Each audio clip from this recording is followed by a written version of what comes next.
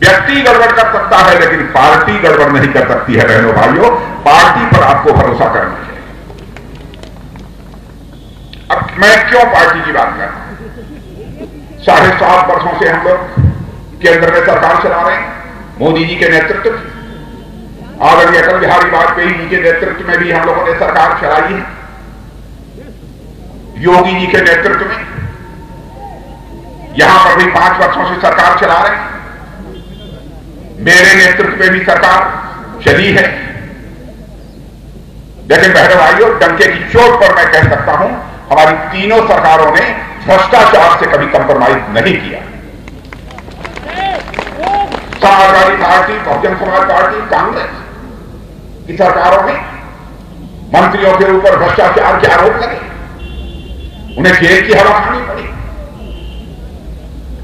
लेकिन कोई उंगली उठाकर नहीं कह सकता है, चाहे मोदी जी की सरकार का कोई मंत्री हो, चाहे योगी जी की सरकार का कोई मंत्री हो, किसी के दामन पर कोई भ्रष्टाचार की दाग लगी हुई हो, यह कोई नहीं कर सकता।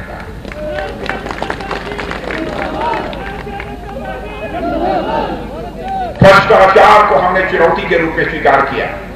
मैं यह नहीं कहता हूं कि नीचे तक पूरी तरह से भ्रष्टाचार समाप्त हो गया, यह हमें दावा नहीं करना चाहिए। लेकिन जरूरत है पहले गंगोत्री पवित्र हो जाए, स्वाभाविक रूप से वहां से निकलने वाली गंगा तो पवित्र रहेगी ही रहेगी, इसमें कहीं दो मत नहीं है। ऊपर ठीक होना चाहिए, धीरे धीरे नीचे बदल जाए। अब मैं एक उदाहरण देना चाहता हूं कैसे भ्रष्टाचार रोका जाता है।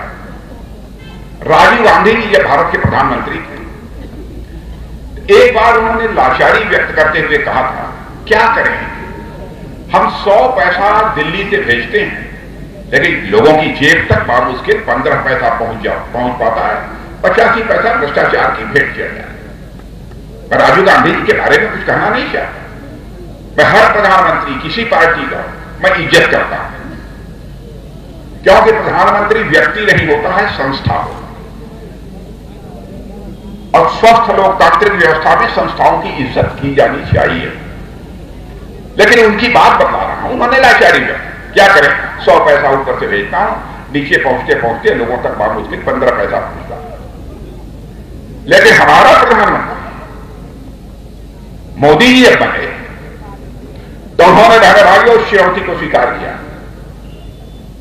और 56 इंच वाले हमारे छाती ने, हमारे प्रधानमंत्री ने ऐसा सिस्टम बना दिया कि 6,000 रुपया प्रधानमंत्री किसान सम्मान निधि में दिल्ली से चलता है तो 6,000 का 6,000 रुपया आपकी जेब में पहुंचता है, आपके खाते में।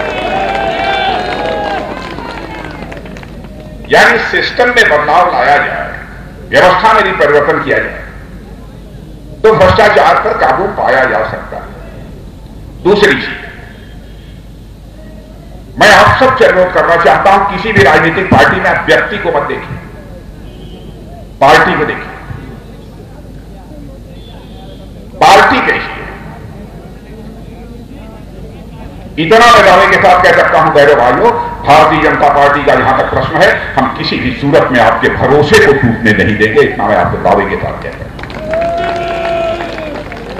हम लोगों ने जो भी कहा है उसको किया है। मैं आपको याद दिलाना चाहता हूं, जब हम जनसंघ के रूप में काम कर रहे थे 1951 में, और डॉक्टर श्यामा प्रसाद मुखर्जी जी हमारे जब अध्यक्ष हुआ करते थे, एक छोटी पार्टी थी, नई नई बनी जनसंघ। उस समय उन्होंने घोषणा पत्र, बैठ जा, उस समय एक घोषणा पत्र जारी किया था भारतीय जनसंघ ने। उसमें लिखा था डॉक्टर साहब ने, जब हमारी सरकार बनेगी और हमको संसद में बहुमत मिल जाएगा, धारा 370 जिसके तहत जम्मू कश्मीर को विशेषाधिकार प्राप्त है, उस धारा 370 को हम चुटकी बजाकर समाप्त कर देंगे और जम्मू कश्मीर का भी वही दर्जा होगा जो हिंदुस्तान के अंदर है। बहन भाइयों, हम लोगों ने कर दिया। 51 में कहा था, लेकिन जब स्पष्ट बहुमत संसद के दोनों सदनों में मिल गया तो हम लोगों ने अपना काम कर दिया। वैसे ही भारत का विभाजन नहीं होना चाहिए, लेकिन भारत का विभाजन हुआ बहनों भाइयों, भारत और पाकिस्तान बन गए। पाकिस्तान में रहने वाले अल्पसंख्यक हिंदू, सिख, ईसाई, पारसी, यहूदी जो भारत के मूल निवासी थे। कुछ ताकतें ऐसी थी, पूरा पाकिस्तान गड़बड़ कर रहा था, मैं नहीं कहना चाहता, कुछ ताकतें ऐसी थी जो कि उनका धार्मिक उत्पीड़न करते, और जब वह भागकर अपनी बहु बेटियों के साथ भारत आते थे तो उन्हें जलालत की जिंदगी जीनी पड़ती है। तो भारतीय जनता पार्टी ने कहा कि यदि हमको संसद में बहुमत मिल गया दोनों सदनों में, तब ऐसा नागरिकता का कानून पास करेंगे कि कोई भी हिंदू, सिख, ईसाई, पारसी, यहूदी जो धार्मिक उत्पीड़न के कारण पाकिस्तान से भारत में आएगा, उसे हम नागरिकता प्रदान करेंगे और नागरिकता का कानून बनाएंगे और चुटकी बजाकर हम लोगों ने नागरिकता का कानून पास कर। यह है भारतीय जनता पार्टी का चरित्र। हमने कहा था ना, 84 से कहते चले आ रहे अपने घोषणा पत्र में, भाई हमारी सरकार बना दो, संसद में बहुमत दे दो, अयोध्या की धरती पर भव्य राम का मंदिर बन कर रहेगा। बन गया, बन रहा है। केवल वही मंदिर नहीं बन रहा है, काशी विश्वनाथ मंदिर का भी भव्य स्वरूप मेरे रहने वालों अपनी आंखों से देख सकते हैं। लेकिन मैं आपसे अपील करना चाहता हूं, मेरे भाइयों, हिंदू मुस्लिम के आधार पर कभी भी नफरत पैदा करने की कोशिश नहीं करनी चाहिए। मेरी बात कुछ लोगों को अटपटी लग सकती है, बिल्कुल नहीं होनी चाहिए। मैं इसलिए यह बात कह रहा हूं, भारत उन ऋषियों और मनीषियों का देश है जिस देश के रहने वाले ऋषियों और मनीषियों ने भारत की सीमा में रहने वाले लोगों को ही अपने परिवार का सदस्य नहीं माना है, बल्कि विश्व की धरा पर रहने वाले लोगों को अपने परिवार का सदस्य मानते हुए वसुधैव कुटुंबकम का संदेश सारे विश्व को दुनिया के किसी एक देश की धरती से गया है तो हमारे और आपके देश भारत की धरती से गया है। रहने वाले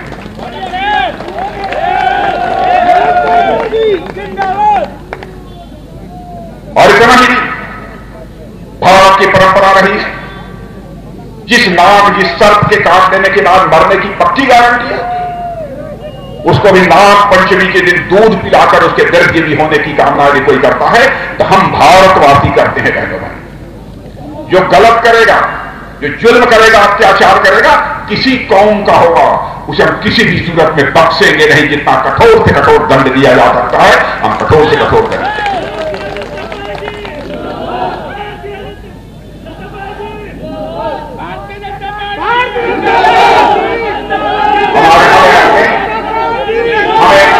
हमें अपने मूल चरित्र को नहीं खोना है बहनों भाई, हमें अपने मूल चरित्र को नहीं खोना,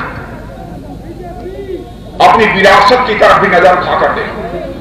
यदि हम मंदिर बनाते हैं, भारत की विरासत को हम सुरक्षित रखना चाहते हैं, तो इसका मतलब नहीं कि हम आपको याद दिलाना चाहते हैं कि हमारी मंदिर है, हमारी विरासत है। उनसे आप प्रेरणा लें, उनसे सीखें।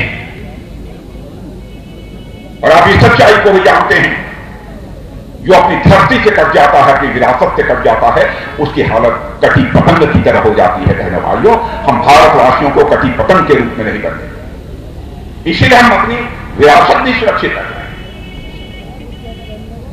लेकिन समाजवादी पार्टी, बहुजन समाज पार्टी और कांग्रेस यह तुष्टिकरण की राजनीति करते हैं, केवल सरकार बनाने की। और मैं बार बार कहता हूं, राजनीति केवल सरकार बनाने के लिए नहीं की जानी चाहिए, राजनीति की जानी चाहिए तो देश बनाने के लिए राजनीति की जानी चाहिए, समाज बनाने के लिए राजनीति की जानी चाहिए।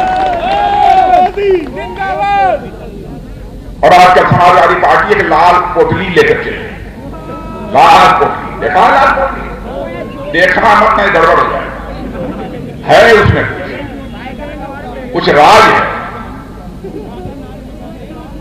जब कोई डूबने लगता है नदी में, बहनों भाइयों, कोई सहारा नहीं मिलता है, तो वह तिनके का सहारा ही वो लेने की कोशिश करता है। वही हालत समाजवादी पार्टी की है। अब वह समाजवादी पार्टी डूब रही है, लाल पोटली अब जो है समाजवादी पार्टी को नहीं बचा, लाल पोटली नहीं बचा। और समाजवादी पार्टी की सरकार को भी काम करते हुए देखा, और हमारे योगी जी की सरकार को भी काम करते हुए देखा।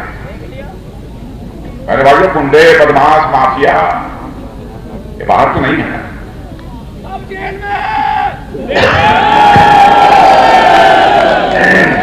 जेल में आए। यार तुम लोग मिलने तो नहीं जाते हो?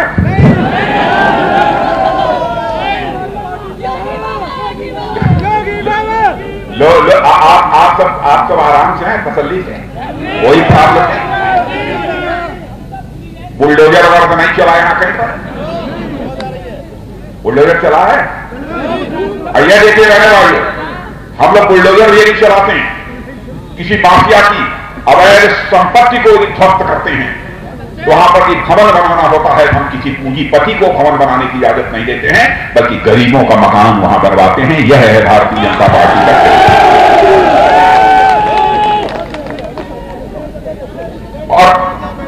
और विकास की पहली शर्त होती है सुशासन। जब तक लॉ एंड ऑर्डर, कानून व्यवस्था चुस्त दुरुस्त नहीं होगी, तब तक राज्य का किसी भी सूरत में विकास नहीं हो सकता। यह पहली शर्त होगी। और जब होगा कानून का शासन, विकास करेगा योगासन। योगासन आप लोग करते हैं कि नहीं करते? आप लोग करते हैं योगासन? तो हाँ, करते रहना चाहिए, बहुत आवश्यक है। योगासन कितने प्रकार के होते हैं, कोई हमको बता सकता है? कितने प्रकार के होते हैं? इस 5 भर्ती कब होगी? हाँ, कितने? आर्मी की भर्ती। अरे होगी ना, कोरोना भी था, होगी। ये बताइए, योगासन कितने प्रकार के होते हैं? 10 होगी बेटा, होगी। ये सात होते हैं। योगासन 84 होते हैं, 84। और 84 में उत्तर प्रदेश में विकास 23 योगासन कर रहा है। एक योगासन हम लोगों ने छोड़ दिया है विपक्ष के। जानते हैं कौन सा योगासन छोड़ दिया है? शीर्षासन। यह शीर्षासन हम लोगों ने विपक्ष के लिए छोड़ दिया। बड़े भाइयों, इस सच्चाई को भी कोई नकार नहीं सकता है कि अंतर्राष्ट्रीय जगत में भारत की प्रतिष्ठा बढ़ी है। भारत अंतर्राष्ट्रीय मंचों पर पहले कुछ बोलता था तो भारत की बात को गंभीरता पूर्वक लोग लेते नहीं थे। कहते थे भारत कमजोर भारत है, क्या फर्क पड़ता है, सुने या न सुने। लेकिन बहनों वालियों, आज मैं कहना चाहता हूं, भारत अब कमजोर भारत नहीं रहा है दुनिया की नजरों में। अंतर्राष्ट्रीय मंचों पर यदि भारत कुछ बोलता है तो सारी दुनिया उसे गंभीरता पूर्वक सुनती है। यह भारत की हैसियत है।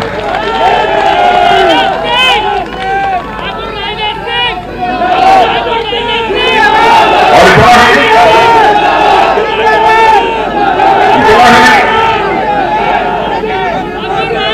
मैं आपको जवाब दिलाना चाहता हूं,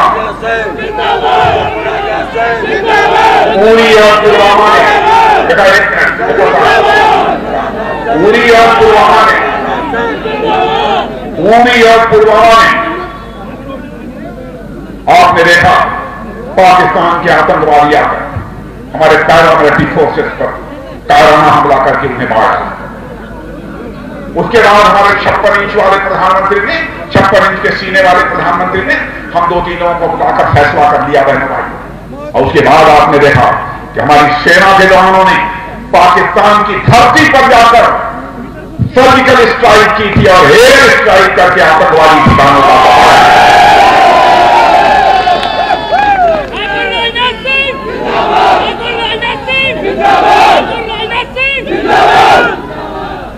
और हमने सारी दुनिया को यह साफ करके दे दिया, साफ दुनिया को संदेश दे दिया, भारत कमजोर भारत नहीं है।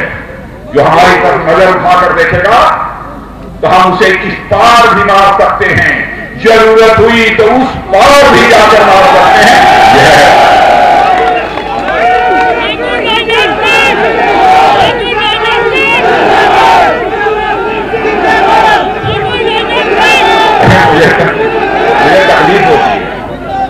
मुझे तकलीफ होती है। पीओके वापस लेना है। ठीक है बेटा, भगवान मुबारक हो। पीओके लेना है। हाँ ठीक है, ठीक है। ठीक है, ठीक है। अरे भाई चलो ठीक है, लेकिन मुझे तकलीफ क्या होती है, सुनिए आप, मुझे तकलीफ क्या होती है, मतलब बातचीत करने आया ना, मुझे तकलीफ किस बात की होती है कि कांग्रेस के युवा नेता राहुल गांधी संसद में खड़े होकर क्या कहते हैं, गलवान में जो भारत और चीन के सेना के बीच संघर्ष हुआ था, गलवान में भारत और चीन की सेना के बीच जो संघर्ष हुआ था, भारत के सेना के जवान ज्यादा मारे गए और चीन के तो 2-4 मारे गए। यानी चीन का सरकार का एक समाचार पत्र ग्लोबल टाइम्स जो लिख देता है उसको राहुल गांधी सही मान लेते और संसद में खड़े होकर उन्होंने कह दिया। लेकिन आज 3 दिन पहले ऑस्ट्रेलिया के समाचार पत्र ने, जिसका नाम क्लेक्सॉन है, खोजी पत्रकार ने चीन में जाकर जो उसने जानकारी प्राप्त की है, अपने अखबार में ऑस्ट्रेलिया के पत्रकारों ने लिखा है, भारत और चीन के सेना के बीच जो संघर्ष हुआ था, चीन के 38 से लेकर 50 से अधिक संख्या में चीन के सेना के जवान मारे गए। अरे बताइए, अपने देश की सेना के शौर्य, पराक्रम और साहस, अपने ही देश के एक नेता के द्वारा सवालिया निशान लगाने की कोशिश की जा रही है। बहनों भाइयों, सत्ता को लेकर आप लड़ लो, अन्य मुद्दों को लेकर लड़ लो, लेकिन भारत की साख, भारत के स्वाभिमान का प्रश्न यदि खड़ा होता है तो बहनों भाइयों, सारी राजनीतिक पार्टियों को एकजुट होकर खड़ा होना चाहिए। यह है भारत का चरित्र। कैसी बातें कर रहे हैं, अब इन्होंने कहकर क्या दिया था कि जब से भारतीय जनता पार्टी के यहां सरकार बनी है, भारत और चीन और पाकिस्तान की दोस्ती हो गई। बहनों भाइयों, कम से कम आजाद भारत के इतिहास के पन्नों को पलटकर उन्हें पढ़ना चाहिए। इसके पहले क्या क्या हुआ है, कब से चीन और पाकिस्तान की दोस्ती है, उन्हें नहीं मालूम है। सख्तान घाटी को पाकिस्तान का अवैध कर दिया था। पाकिस्तान ने चीन के हवाले जब किया था, उस समय इस देश का प्रधानमंत्री कोई था तो पंडित जवाहरलाल नेहरू थे। पाक अधिकृत कश्मीर में काराकोरम हाईवे जब बना, उस समय ही पाक और चाइना की दोस्ती थी। पाक ने ही उसकी इजाजत दी थी। बहनों भाइयों, उस समय देश की प्रधानमंत्री श्रीमती इंदिरा गांधी, और क्या ही चाइना पाकिस्तान इकोनॉमिक कॉरिडोर जब बना है तो उस समय ही कांग्रेस की सरकार थी 2013। लेकिन देश की जनता को गुमराह करने की कोशिश कर रही है। देश के स्वाभिमान की कीमत पर कहने वालों, किसी भी सूरत में राजनीति नहीं की जानी चाहिए। और ऐसे लोगों को वोटों के माध्यम से मुस्तैद जवाब दिया जाना चाहिए। मैं यह आप सबसे अपील करने आया।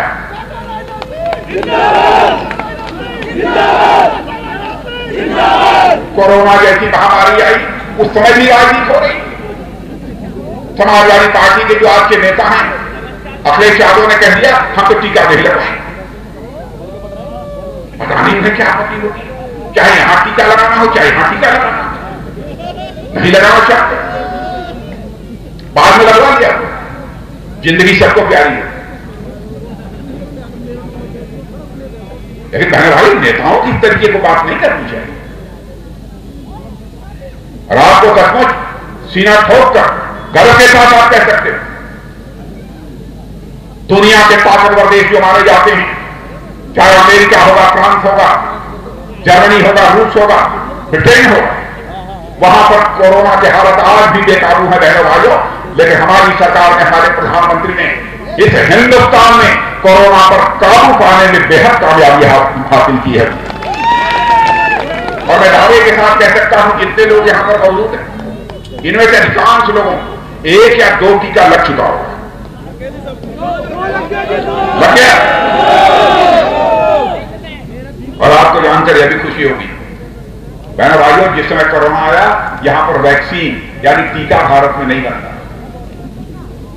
और आज ऐसे हालात हो गए, कि हम भारत में ही वैक्सीन यानी टीका बना रहे हैं, भारतवासियों को लगा रहे हैं और साथ ही दुनिया के दूसरे देशों को भी हम एक्सपोर्ट कर रहे हैं। यह है आज का भारत।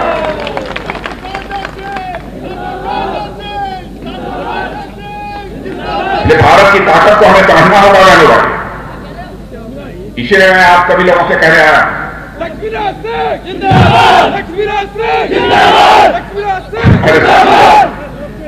और इतना ही नहीं, अब आपको जानकर खुशी होगी, ये उत्तर प्रदेश में एक डिफेंस कॉरिडोर बनाया है।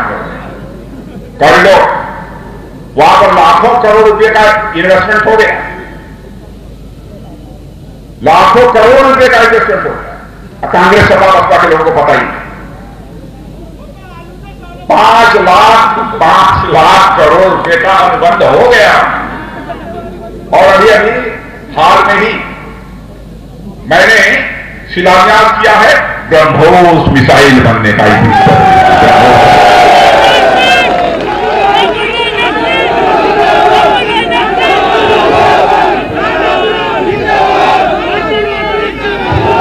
और मेरे कहने वाले ब्रह्मोस मिसाइल है, ब्रह्मोस मिसाइल यदि आप यहां से छोड़ोगे तो 10-20 किलोमीटर जाकर मार नहीं करेगी, 400, 600, 800 किलोमीटर तक जाकर मार कर सकती है। ऐसी ब्रह्मोस मिसाइल उत्तर प्रदेश की धरती पर।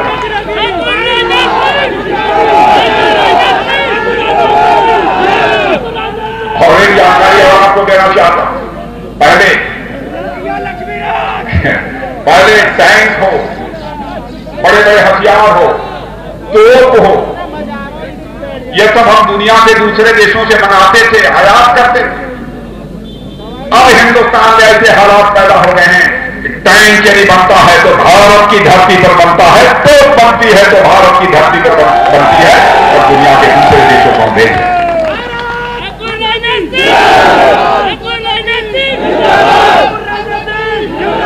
भारत को हम आत्मनिर्भर भारत बनाना चाहते हैं।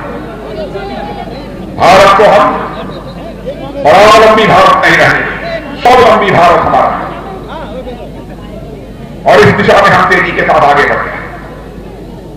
इसलिए मैं आप सभी लोगों से अपील करना चाहता हूं कि आप सभी का समर्थन भारतीय जनता पार्टी को प्राप्त होना चाहिए। मेरे रहने वाले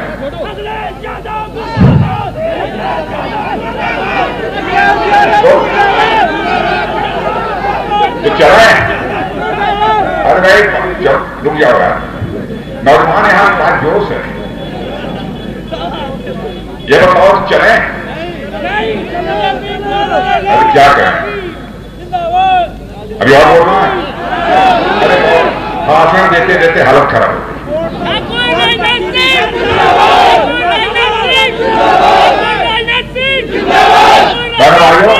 मैं तो यही आप लोगों से अपील करना चाहता हूं कि आप सभी का समर्थन भारतीय जनता पार्टी को प्राप्त होना चाहिए। और हमारे जो यहां के प्रत्याशी हैं लक्ष्मीराज सिंह, गाड़ी वाले हैं, गाड़ी वाले आइए,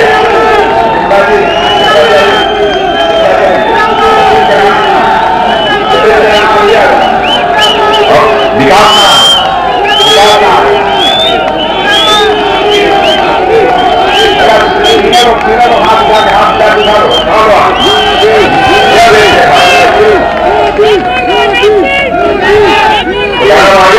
मैं आप सभी लोगों से अपील करूंगा, भारतीय जनता पार्टी के बल देखिए, भारत का मस्तक हमें ऊंचा करना है बहनों भाइयों, तो भारतीय जनता पार्टी अकेली राजनीतिक पार्टी है जो इस काम को कर सकती है और कोई दूसरी राजनीतिक पार्टी नहीं कर सकती। चले खिलाएंगे पिलाएंगे, चले बोलिए भारत माता की, भारत माता की। बहुत बहुत धन्यवाद। छत्रपतींचा विचार म्हणजे